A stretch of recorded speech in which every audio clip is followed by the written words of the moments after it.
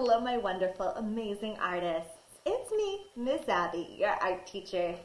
And today we're thinking way back in the past, in the beginning of the school year, when things were a lot different.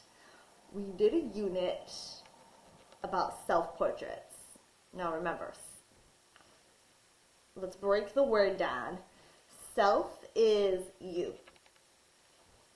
It's a synonym for me. Portrait is a picture that focuses more on like your face and your shoulders. So a self-portrait is a picture of your face or a picture of you. And today we did that at the beginning of the school year in the fall. And I know all of us have grown tremendously as artists. And we can do another self-portrait. We're going to do another self-portrait now that it's almost summertime to see how much we've grown this school year and to compare them and see, how much we've grown as artists, because I know all of us have. Because the secret to becoming a better artist is to make art all the time, and we've been doing that. So, we're going to get started now. With kindergartners, I remind them to think head, shoulders, knees, and toes in their head. But we know what we're doing here. I recommend starting this project with a pencil so you can erase, but I'm using a marker so that you can see better with the camera and my lighting. And we're going to start with our head. I usually do an oval. Remember, an oval looks like a circle that's been squashed a little and stretched out.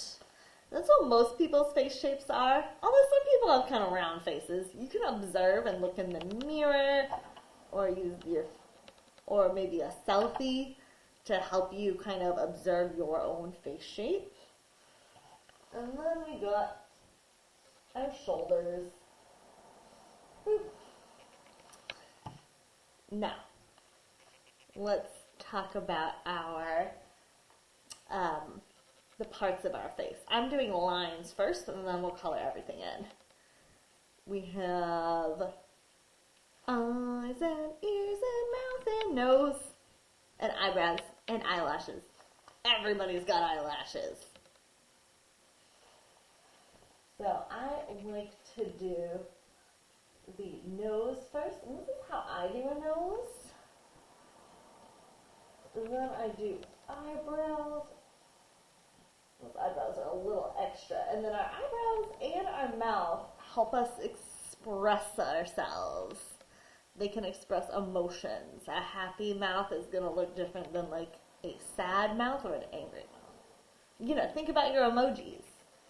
Those use mouths to express themselves. And then we have our eyes. I tend to draw eyes shaped like footballs. We've got some ears. And I'm going to do a zoomed in picture of the eye right here because I think the parts of the eye are kind of important to remember. I do a football shaped eye. And then we have the white of the eye. And then we have the iris, that's the colorful part, and then the pupil, that's the part that's black. I'm going to rub it back and make this a little clearer. Even people that have very dark brown eyes have irises, the colorful part of the eye.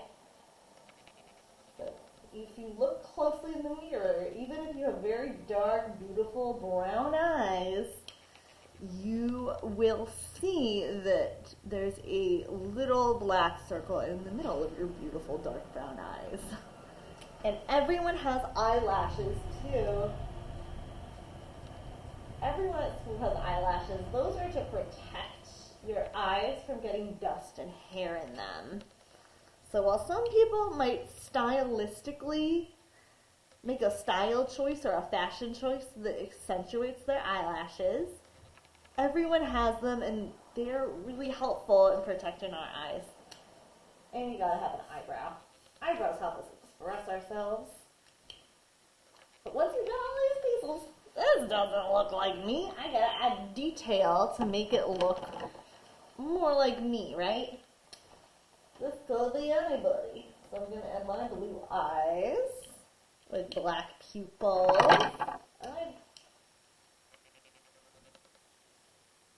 I'm gonna give myself some black eyelashes.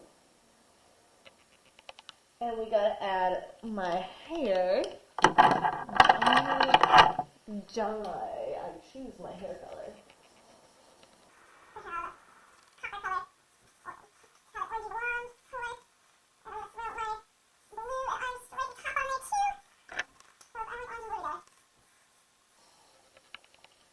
There you go. We got those. Now, I gotta add my skin tone. And I'm gonna give myself some cool earrings too.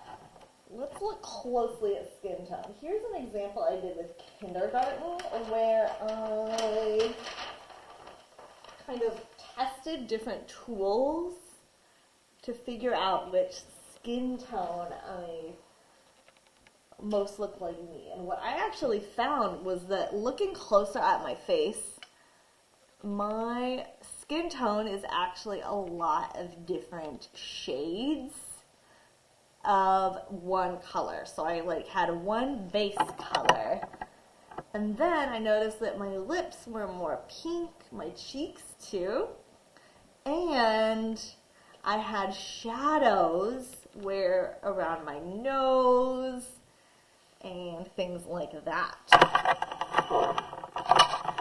So I really used my observation skills to figure out how my skin tone is different. Like, look, my chin. See, this cheek is a little brighter than this cheek because the light from this window is casting onto this side of my face and not this side.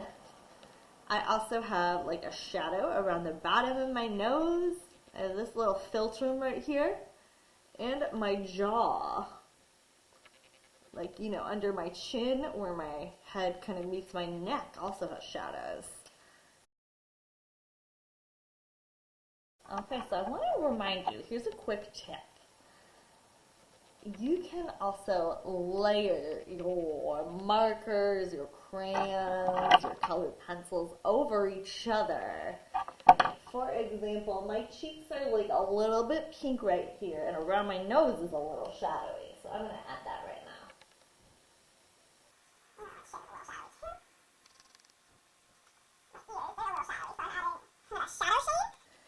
And ooh, I need a pink blush shade because my cheeks get a little bit red, like if I'm embarrassed or jump up and down. And you can layer.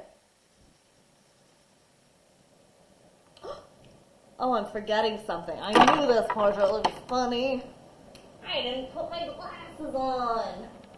I've had glasses forever. I love my glasses.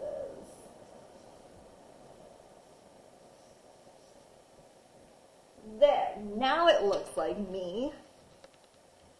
Oh my goodness, friends. So, I would love to see you give this a try. Let's do another self-portrait and see how much we've grown as artists. Because I know we've grown so much this year. And I think it'll be fun to see how it all comes together. Also, I think a lot of us have also grown as people. We've gotten taller, we've lost teeth. Some of us have gotten glasses and haircuts and made changes to our style and how we like to express ourselves through what fashion we choose. So I would love to see all that.